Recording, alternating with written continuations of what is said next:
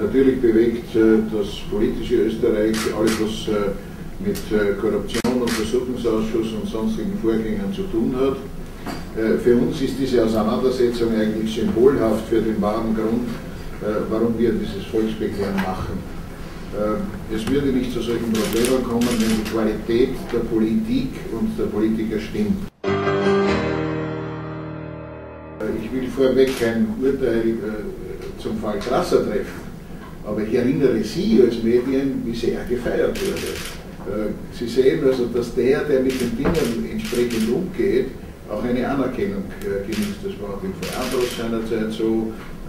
Also der wird zelebriert, der die Dinge selber zu handhaben weiß. Das sind alles Dinge, die eigentlich der Untersuchungsausschuss bislang überhaupt nicht berührt.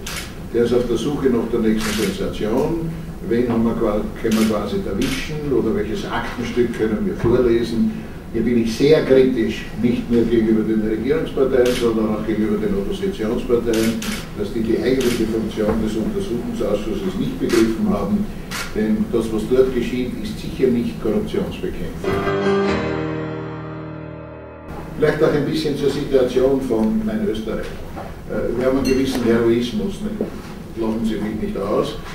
Wir werden nicht unterstützt von irgendwelchen großen Organisationen, daher sammeln wir also auch mit Mühe Geld, um das finanzieren zu können, etwa über Respektnet. Ich glaube allerdings, dass diese Formen der Finanzierung Zukunft haben, weil sie transparent sind. Und das ist die Verbindung für mich zum Auswahlmechanismus der Politiker. Ist ja ganz offen, der Bezug eines Parteivorstandes, ob einer wieder aufgestellt werden soll, der Bezug der Bürgerinnen und Bürger, ob einer aufgestellt werden soll, ist unterschiedlich. Weil natürlich Parteivorstandsbeschlüsse, und davon verstehe ich was, und natürlich Jahrzehnte auch damit zu tun hatte, werden von ganz anderen Faktoren beeinflusst. Das sind dann Koalitionen oder das tun wir nichts, du mir nichts oder solche relativ einfachen Dinge. Das verlangt einfach mehr Transparenz. Demokratie ist eine öffentliche Sache. Und eine Menge Dinge sind heute nicht mehr öffentlich. Das ist nicht nur die Frage von Finanzierungen, wobei die Parteienfinanzierung gar nicht einmal so bedeutend ist wie die Grauräume herum, was da also in diversen Vorfeldern und so weiter stattfindet. Denn das politische Leben besteht ja heute nicht nur aus Parteien, sondern aus allen möglichen Institutionen und so weiter, woher die Geld bekommen. Und das verlangt einfach mehr Öffentlichkeit.